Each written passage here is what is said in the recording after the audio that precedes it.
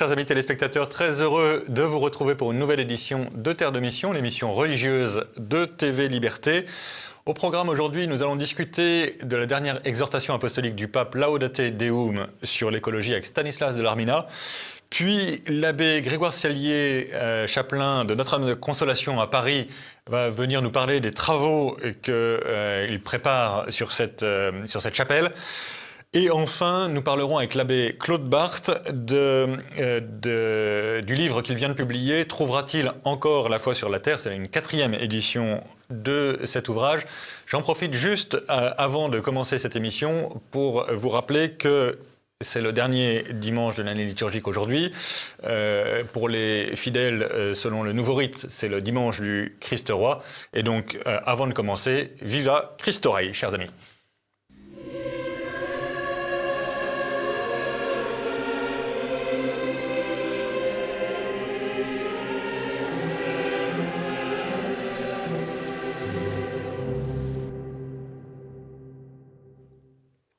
Et nous revenons sur le plateau de Terre de Mission et j'ai le plaisir d'accueillir de nouveau Stanislas de Larminat. Bonjour Stanislas. Bonjour. Merci beaucoup d'avoir accepté notre invitation. Vous êtes ingénieur agro, vous défendez des positions iconoclastes, avec toutes les guillemets que l'auditoire voudra bien entendre, sur les questions écologiques. Vous avez écrit récemment un entretien avec Monseigneur, parce que vous débattez beaucoup dans l'Église sur les questions écologiques, et vous venez aujourd'hui parler de du deuxième volet de l'enseignement du pape François sur l'écologie, Laudate Deum, exhortation apostolique qui est parue le 4 octobre dernier pour la fête de Saint François d'Assise. Qu'est-ce que ça vous a inspiré, ce texte, d'abord ? Eh bien, d'abord, il y a quelque chose qui m'a surpris, c'est que depuis sa publication, l'Église n'en parle pas beaucoup. À Rome, on en parle bien sûr, en particulier parce qu'il est question que le pape aille à la COP28. Ouais, mais dans l'Église de France, je trouve que c'est un espèce de silence radio, comme si ça gênait. Et donc, je crois que beaucoup de chrétiens en France ne savent pas très bien ce qu'il y a dans ce texte-là. Ouais. Donc, peut-être deux mots de ce qu'est le contenu de cette exhortation apostolique. Bien sûr. D'abord, c'est qu'il y a une introduction assez catastrophiste.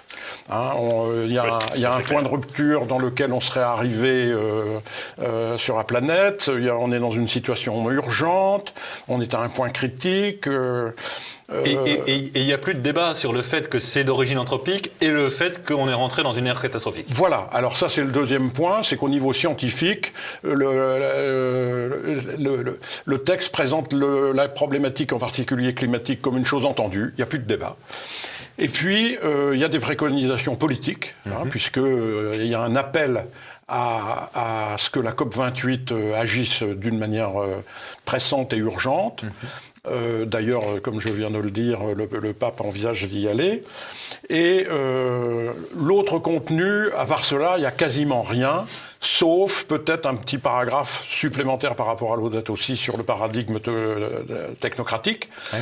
Et ça, c'est vrai qu'il y a certains aspects qui rend l'homme aveugle dans la possession de la technique. Donc ça, c'est pas ce qui me choque le plus. Bon. Alors effectivement, je suis choqué, mais bon, voilà. Alors dites-moi pourquoi vous êtes choqué, parce que qu'est-ce qu'il y a de problématique dans ce texte ?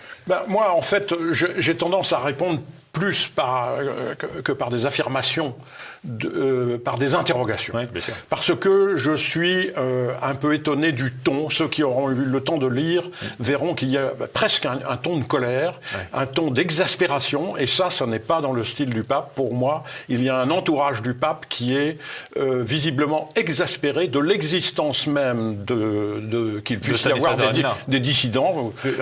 En fait, l'impression, pour être tout à fait franc, je vous laisse la parole tout de suite, mais l'impression qu'on a, c'est que cette encyclique est écrite parce qu'il y a des Stanislas de Larminat qui disent « Vous savez, c'est plus compliqué ». Et il dit « Non, c'est pas du tout compliqué, c'est comme ça ». Oui. Et d'ailleurs, ce qui les choque le plus dans cet entourage du Vatican, c'est qu'il y ait des dissidents, même dans l'Église. Absolument, alors, même dans l'Église, tout à fait. Bon. Et l'autre chose qui m'interroge et qui m'interpelle, c'est qu'on ne retrouve pas du tout un certain souffle qu'il y avait dans Laudato Si, qui avait ses forces et ses faiblesses aussi, mais Laudato Si avait quand même développé le thème de l'écologie intégrale, on ne trouve plus du tout ça, avait développé, avait une ouverture sur l'eschatologie, la fin des temps, et que l'horizon du salut de la planète, c'est pas tellement cela qui est le plus important, c'est le salut de l'homme. Il y avait un appel à la vertu de frugalité, il n'y a plus rien à ce sujet-là. Il y avait... Même la théologie de la création est très faible dans Laudato Deum. Oui. Et puis, il n'y a absolument plus d'appel au dialogue, alors que 2 fois dans le Laudato Si, il y a un appel au dialogue. Et puis, il n'y a plus du tout la moindre allusion au devoir de réserve. Dans Laudato Si, et c'est d'ailleurs dans le Concile, il était écrit que l'Église n'avait pas la prétention de juger des questions scientifiques, ni de se substituer à la politique. Bon, donc, et puis alors d'une certaine manière, où est l'appel du pape qui a l'habitude de dire qu'il faut aller vers les périphéries, et quand on lit bien le pape sur les périphéries, il y a bien entendu les périphéries liées à la pauvreté, mais il y a également les périphéries de la pensée. Donc là, le dissident qui est en fait dans les périphéries de la pensée, quoique là aussi je pourrais faire un aparté et dire qu'il ne faut pas oublier qu'il y a je viens de découvrir ça, il y a 37% des Français qui sont climato-sceptiques, ce qui n'est pas rien. C'est pas rien du tout. Mais alors, il y a 37% de gens dans la périphérie, alors les ridiculiser, je m'interroge, est-ce que c'est vraiment, il y a une forme de procès d'intention qui est fait dans cette exhortation apostolique en disant, ils se moquent d'eux, mais ils ne prennent pas en compte, mais ouvrons le dialogue. Absolument. Et on verra si s'il y a des éléments que nous ne prenons pas en compte. Absolument. Donc, moi j'ai été très frappé quand même du ton très péremptoire. Là, je lisais au numéro 11, on ne peut plus douter de l'origine humaine anthropique entre guillemets du changement climatique. On ne peut plus douter, on peut quand même sérieusement penser qu'il y a d'autres causes. Et ça ne veut pas dire du tout que l'homme n'est pour rien, c'est pas le sujet. Il n'empêche qu'on peut quand même sérieusement douter que tout le réchauffement climatique soit intégralement dû à l'homme. Oui. Bon, donc ne m'interrogez pas trop là-dessus, parce que je serai dithyrambique sur les questions scientifiques pour montrer qu'il y a objet à un vrai débat contradictoire. Bien sûr. Et j'en ai pratiqué des débats contradictoires sur la question scientifique, donc je n'en ai pas peur. Mais donc, cette exhortation apostolique m'interpelle, je m'interroge beaucoup et je finis par être gêné parce que je suis fondamentalement fidèle à l'Église. Je fais mienne complètement la parole qui a été développée par le fondateur des Petits Frères de l'Évangile qui dit on peut critiquer l'Église à condition de l'aimer. Ouais, et j'aime ma mère, même si c'est la Sainte Mère l'Église. Et même si ma mère est bourrée de défauts, je l'aime et je ne peux la critiquer que si je l'aime. Et l'auteur de cette citation ajoute, à condition également de ne pas se tenir à côté d'elle comme impur. Je ne suis pas impur, je ne suis pas puriste non plus, mais je pense qu'il faut beaucoup d'humilité pour oser critiquer un texte, et je ne vais pas critiquer le pape. Et le deuxième thème, c'est je peux me permettre, là où je suis, compte tenu de ma compétence et de ma situation, critiquer un texte, mais je ne critiquerai jamais le pape. Le pape a certainement des raisons de baiser la main de l'ennemi qui, pour moi, aujourd'hui, l'ennemi numéro 1, c'est le consensus. Paul ou Jean-Paul II ou Benoît XVI, je ne sais plus, parlait du consensus du mal. Il y a dans l'ONU une forme de consensus du mal. Jean-Paul II allait voir tous les grands dictateurs et finalement il les ébranlait et on ne savait jamais ce qu'il leur disait les yeux dans les yeux. Que va dire le pape à la COP28, j'ai un peu peur, au niveau scientifique, d'entendre des choses qui ne soient pas fondées, mais qu'est-ce qu'il va leur dire les yeux dans les yeux? Il a peut-être une stratégie que je veux respecter. Et ce n'est pas simple. D'ailleurs, il y a dans la Laudato Deum des remarques qui ne sont pas du tout fausses par ailleurs. Quand il parle en particulier, cela exclut l'idée que l'être humain serait un étranger, un facteur externe capable simplement de nuire à l'environnement. Évidemment que c'est c'est très hostile à l'écologisme radical qui voudrait voir l'homme comme un parasite de la création. Le pape rappelle que l'environnement, c'est l'environnement de l'homme et que d'une certaine façon, l'homme est le sommet de la création aussi. Non, mais tout à fait. Vous mettez en valeur des points que je n'avais pas forcément vus, tellement j'étais interrogatif sur cette exhortation apostolique au niveau scientifique. Mais une fois encore, je peux me permettre de critiquer le texte. Je ne m'en lancerai pas sur le terrain de critiquer le pape. Je crois que c'est dans le concile qu'il est bien dit que les laïcs ont le devoir de manifester leurs sentiments auprès de leur pasteur. Je me permets de sentir d'avoir ce devoir sur la lettre de elle-même, et il est même dit dans le droit canon que c'est même le devoir d'alerter les fidèles, les autres fidèles, sur un point, quand on s'estime convaincu par un voilà. Accessoirement, peut-être qu'on pourrait terminer par là, mais moi, il y a une chose qui m'a un peu troublé. Une partie de l'écologisme est clairement au service de l'oligarchie pour, j'allais dire, aggraver encore l'exploitation de la planète au détriment des plus pauvres. Et je suis très frappé du fait qu'à plusieurs reprises dans ce texte, le pape rappelle qu'on a une responsabilité à l'égard des plus pauvres, et on a presque envie de lui dire, mais dans ces cas-là, pourquoi est-ce que vous voulez lutter avec cet acharnement contre les énergies fossiles, contre ceci, contre cela Ça, c'est un thème qui me va droit au cœur, parce que je suis convaincu que quand le pape dit qu'à la COP28, il rêve qu'on en finisse avec les énergies fossiles, j'ai bien peur que ce rêve ne soit un cauchemar pour les pays les plus pauvres. Il ne faut pas oublier qu'ils consomment 10 fois moins d'électricité que nous. Bien sûr. Or, l'énergie est indispensable au développement. Il ne peut pas y avoir de développement des pays pauvres sans énergie abondante et bon marché. Et les priver de l'énergie fossile, non seulement c'est contre-productif au niveau de la planète, j'en suis profondément convaincu, mais en plus c'est complètement injuste. En fait. Injuste. La justice climatique, c'est vraiment l'injustice climatique par excellence, celle-là. Merci beaucoup, cher Stanislas Dellarminat. Donc, on parlait de Laudate Deum. Je rappelle que vous êtes l'auteur de plusieurs ouvrages sur le débat écologique dans l'Église, notamment le dernier Entretien avec Monseigneur. L'idée est vraiment de débattre de ce qui est débattable. Il y a une morale, et puis il y a un débat scientifique qui, hélas, n'est pas mené. Merci, Stanislas. Merci, Guy.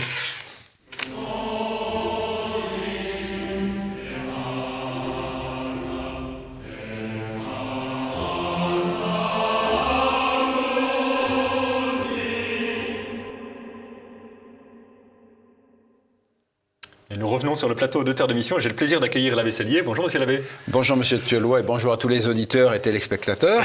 Merci beaucoup d'avoir accepté notre invitation.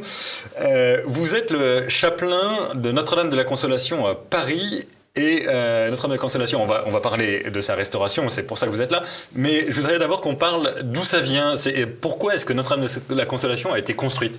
Voilà, au départ, si vous voulez, il y a ce qu'on appelle le Bazar de la Charité. Le Bazar de la Charité, pour les téléspectateurs, il y a une série sur TF1 qui est maintenant sur Netflix, qui n'est pas très historique, mais enfin, ils peuvent situer s'ils en ont entendu parler.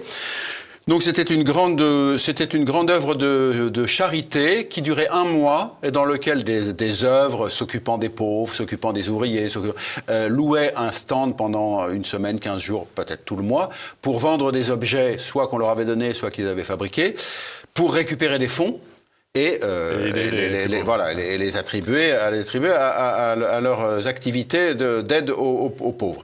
Et donc, le 4 mai 1897, c'est l'inauguration de l'événement de l'année, du Bazar de la Charité de cette année 1897, qui se tient rue Jean Goujon, dans une rue nouvellement ouverte, où tout n'est pas construit, et donc il y a un espace libre, un terrain vague, dira-t-on, qu'ils ont loué, sur lequel ils ont mis un grand chapiteau, sous le chapiteau duquel ils ont reconstitué un village médiéval avec du carton, du bois, du tissu et du papier, qui forment les stands, et dans lequel on déambule pour aller voir les diverses stands. Okay. Donc nous sommes le premier jour Nous sommes en matinée. Les hommes sont encore à leur travail. Ce sont ces dames qui sont en train de finir de préparer leur stand. Les dames de la bonne société. Voilà, enfin, c'est très chic. Voilà, disons que ces dames très investies dans la charité donc sont présentes avec leurs enfants éventuellement, leurs servantes, un certain nombre de choses. Il y a 1200 personnes qui sont là. C'est pas le plein pot parce que encore une fois c'est en journée. Ça sera plutôt le soir que les gens viennent. Le nonce vient de bénir. C'est vraiment le tout début. Hein. Le nonce vient de bénir la manifestation. Il est parti. Et il y a une attraction qui vient juste d'être lancée par les Frères Lumière qui s'appelle le cinématographe. Et il y a une première séance qui est lancée. À l'époque, le projecteur n'est pas électrique, mais il est à l'éther. Une fausse manœuvre. L'éther s'enflamme, n'est-ce pas? Le feu se propage très rapidement. Beaucoup de gens sont bloqués, les fumées, etc. C'est la panique. Beaucoup de gens arriveront à en sortir, heureusement, même blessés, même brûlés.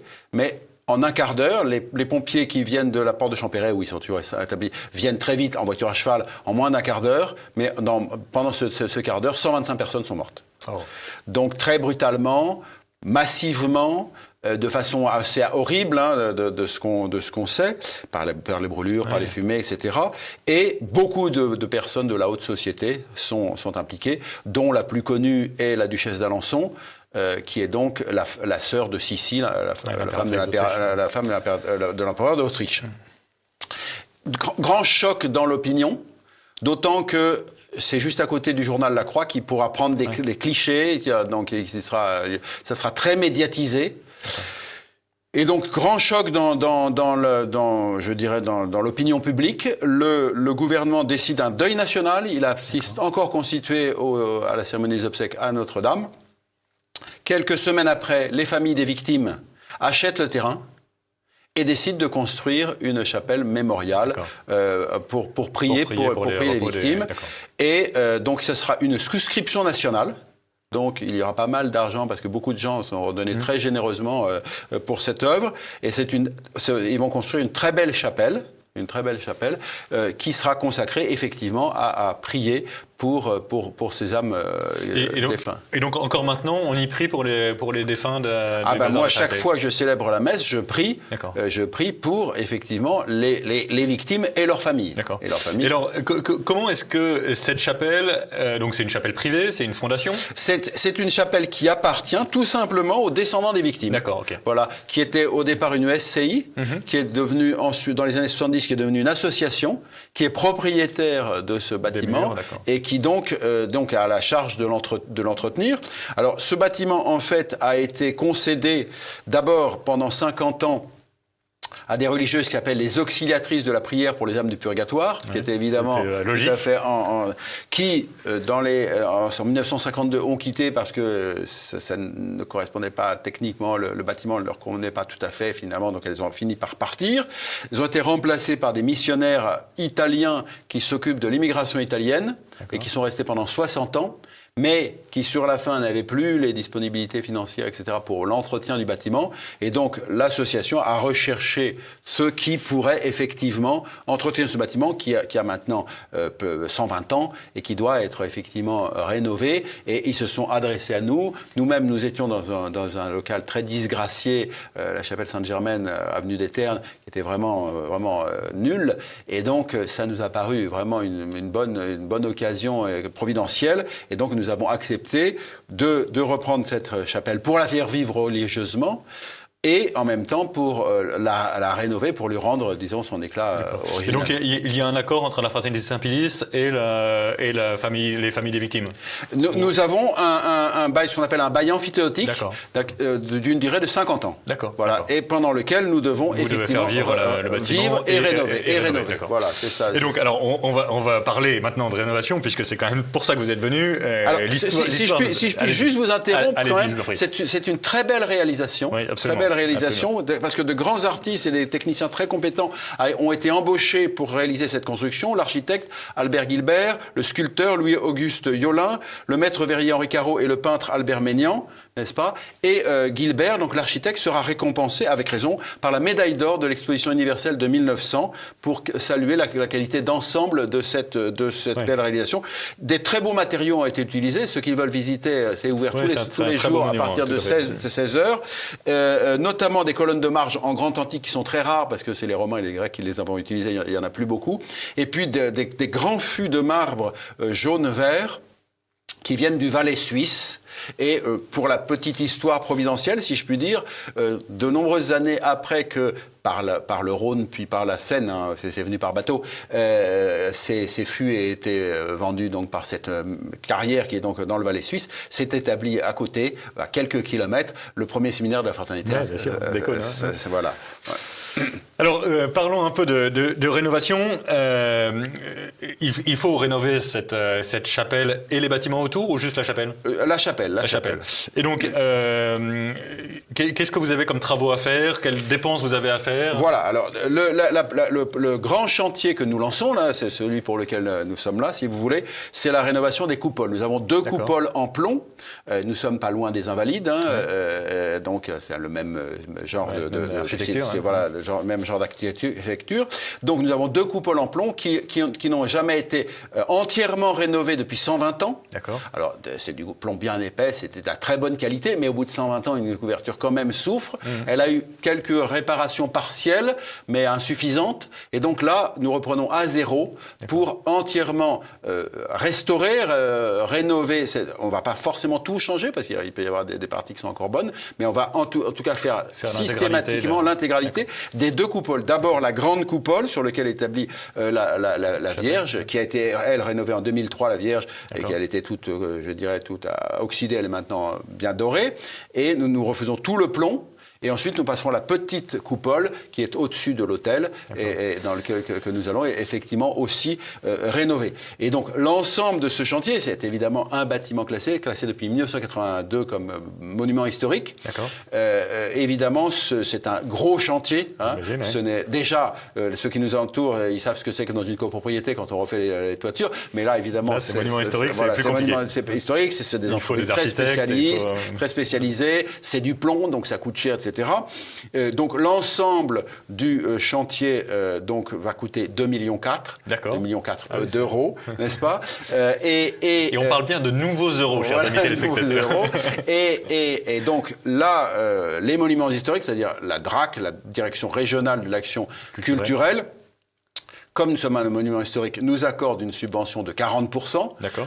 Donc, il va rester à peu près 1,4 million à trouver. Et donc, ce n'est pas l'argent de l'État, puisque c'est une propriété privée, n'est-ce pas? Et donc, nous devons, pour nous aider au financement, nous appelons tous ceux qui le peuvent, effectivement, à venir nous aider dans ce sens-là. Chers amis téléspectateurs, va s'afficher derrière moi le lien qui présente l'ensemble des travaux, qui est restaurons Notre-Dame-de-Consolation.fr, ndconsolation.fr.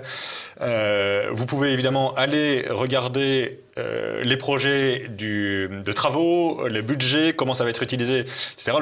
Il y a un très beau dossier, ce que je disais à l'abbé avant de commencer, il y a un très beau dossier d'appel au mécénat, c'est très, très professionnel. Et l'histoire est très émouvante. Voilà, ça mérite vraiment que ce soit très généralement soutenu. Donc, faites bon accueil évidemment à cet appel. Sur ce site, je précise, sur ce site, vous avez un lien pour aller sur la Fondation du patrimoine. Tout le monde connaît la Fondation du patrimoine, sur laquelle nous avons un compte. Nous avons un compte dans lequel effectivement ils pourront donner et bien entendu avoir le reçu fiscal, que ce soit pour les impôts sur le revenu, impôts sur les sociétés, IFI, ils auront donc la totale sans problème. Merci beaucoup, cher monsieur l'abbé. Donc, chers amis téléspectateurs, faites bon accueil, évidemment, pour prier pour les âmes de ces malheureuses victimes du bazar de la charité. Moi, je ne peux pas m'empêcher, quand j'en parle de ça, d'entendre Léon Blois qui disait le bazar de la charité. On ne parle pas de bazar de la charité, mais il n'empêche que c'est quand même très émouvant. C'est des gens qui sont morts parce qu'ils venaient se dédier aux plus pauvres. C'est la moindre des choses, quand même, que 120 ans après, on prie pour leur âme. Voilà. Merci, monsieur l'abbé. Voilà, bonne journée aux téléspectateurs.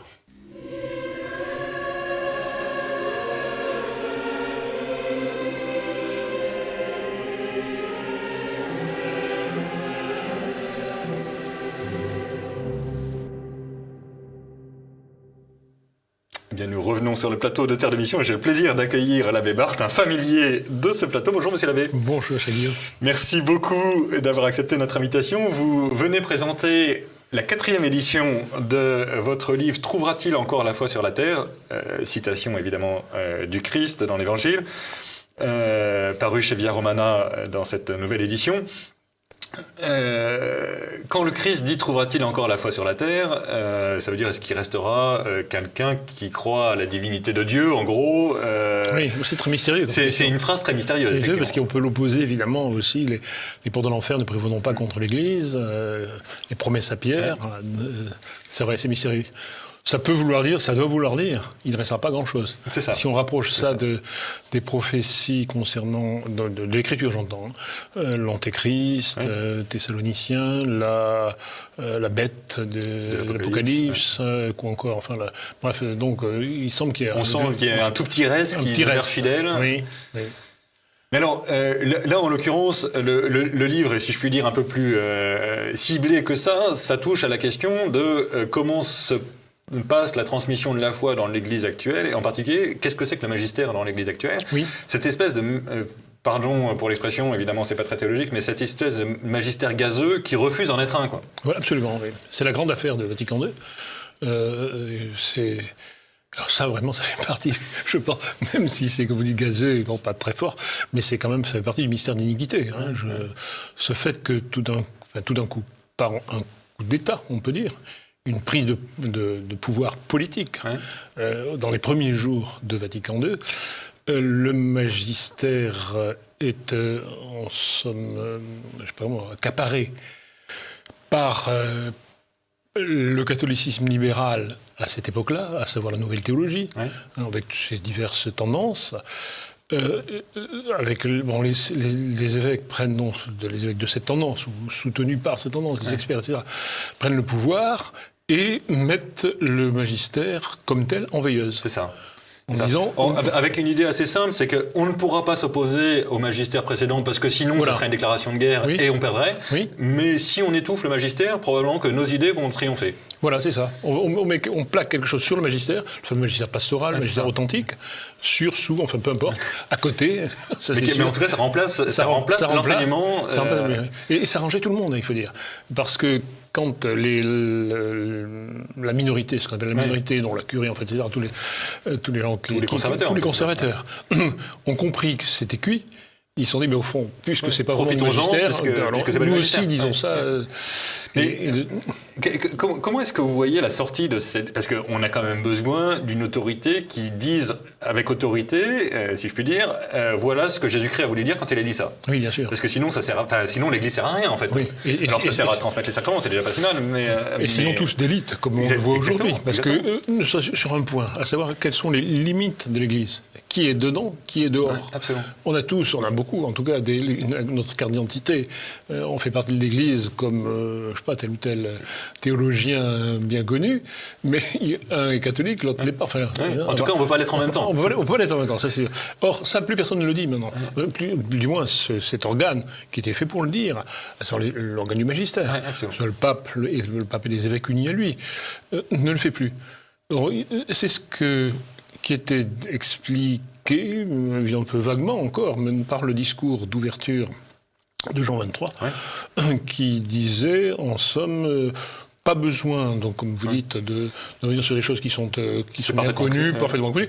Donc, pas de dogmatisation, ni condamnation. Alors, certes, dans la condamnation, on voyait surtout le communisme, mais enfin pas seulement. Et donc, on écarte. Donc, il n'y a plus de condamnation, il n'y a plus de dogmatisation. Quelques-unes de temps à autre, quand même. mais guère. Et donc, plus de frontières non plus. Ce qui est terrible. Et non plus de colonne vertébrale à laquelle on puisse se raccrocher pour savoir ce qu'il faut croire. Et quand on ne le croit pas, on a fait naufrage dans la foi. Plus jamais on nous vous dit... Prenons l'exemple considérable, qui est en train maintenant d'être tout blackboulé, mais après le concile... se posait déjà dans le concile, mais se pose après, la question morale, la question de la morale conjugale et de l'usage du mariage. Bien, donc l'histoire bien connue, ça finit par Humanae Vitae en 68, qui a été une grosse crise parce que, mais Humanae Vitae dit des choses tout à fait vraies. On peut discuter tel ou tel détail sur la liberté qui que quoi. Enfin, grosso modo, hein, ça pourrait être le magistère, mais ça ne l'est pas.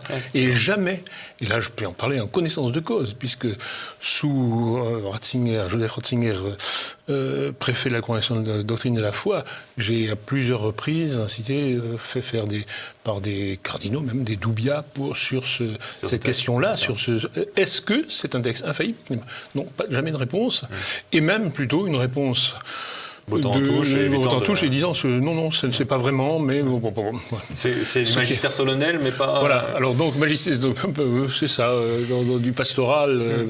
C'est du pastoral haut de gamme. Haut de gamme, oui, qui a donné toute une suite intéressante, absolument. Mais qui est désormais renversé par un autre pastoral, qui est bas de gamme si on veut, mais qui a la même autorité d'une certaine façon. Tout à fait. Et alors, moi j'ai une question, c'est comment on en sort? On remonte sur le cheval. Première chose, mais il faut que ça soit l'autorité qui remonte sur le cheval, c'est pas nous qui pourrons le faire à sa place. Oui, c'est absolument les hommes qui doivent disposer de l'autorité, à savoir le pape, l'Église, c'est cela. Hein. C'est l'Église enseignante, quoi. L'Église enseignante, oui, nous sommes l'Église enseignée, nous pouvons tenir par le mais le Saint-Souci qui se raccroche. C'est une infaillibilité passive. Hein. Il faut donc qu'il soit active. Et nous raccrochons à l'ancien et au futur. Mais on est, pour l'instant, on est dans le vague. Et donc, en effet, il faut que les organes du magistère, que les hommes qui sont chargés de cela, qui ont vocation à cela, sortent de cette espèce d'état de démission. D'apathie, oui, je dirais de démission. Parce que je pense que c'est ça, finalement, Vatican II. Ils auraient dû, ils n'ont pas fait. Ils ont fait le contraire. Mais ils ont juste démissionné. Enfin, nous ne sortons pas de là. Depuis lors, nous n'arrêtons pas de dire, il faut en quelque sorte qu'ils reviennent sur ce qu'ils ont dit, voire même qu'ils se condamnent en quelque sorte, ce qui vient pas si facile que ça. Mais il peut y avoir des étapes. Il faut penser de manière réaliste, pour appuyer l'espérance chrétienne, qu'il y aura des étapes et que des évêques, justement, qui sont appelés à ça, puissent pousser à la roue pour... Ça s'est toujours passé comme ça. Quand un pape a été défaillant, c'est des évêques qui l'ont condamné, qui l'ont écarté ou qui l'ont au contraire poussé à faire ce qu'il devait faire. C'est dans l'ordre des choses de l'Église. Et ça arrivera nécessairement. Merci beaucoup, cher monsieur l'abbé. Et donc, prions pour que des évêques et des papes sortent de cette démission du magistère. Trouvera-t-il encore la foi sur la terre? C'est paru chez Via Romana, 4e édition de ce très beau petit ouvrage, pas très rassurant sur l'état actuel de l'Église, mais très beau. C'est ainsi que s'achève notre émission. Nous nous retrouvons la semaine prochaine et d'ici là, que Dieu nous garde.